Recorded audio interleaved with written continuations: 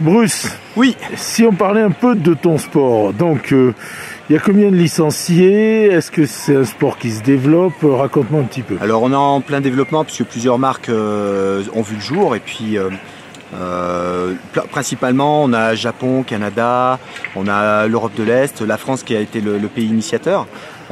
Donc forcément, je ne peux pas te dire exactement de par le monde combien il y a de licenciés, sauf que quand on arrive sur un championnat du monde, en moyenne, on est entre 130 et 140. Donc on a été très bien accueillis à Isola et puis forcément, il y a des loueurs qui ont pris du matériel et puis plus on propose, plus les gens essayent et forcément on en voit tous les jours.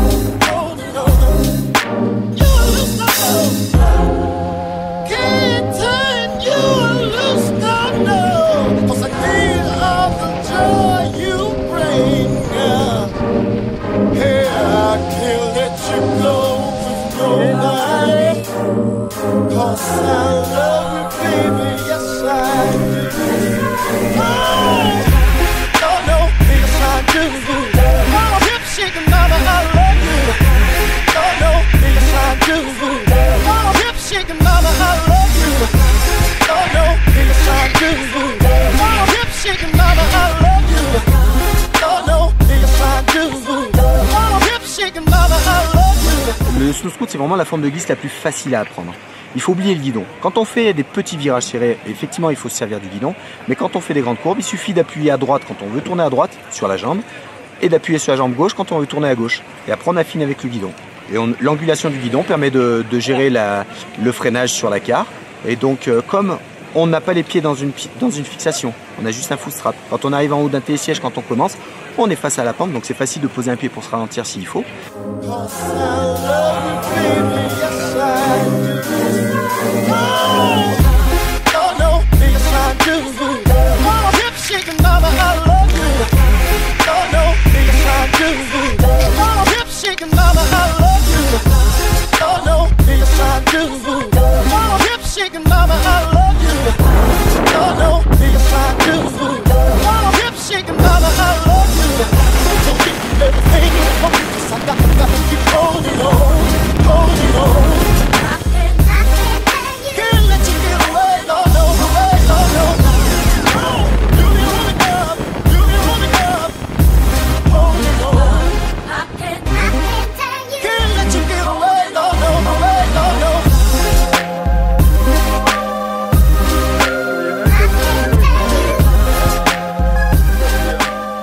En haut, vous avez le télésiège là, combe, et vous avez un téléski à droite, combe grosse, et départ en haut.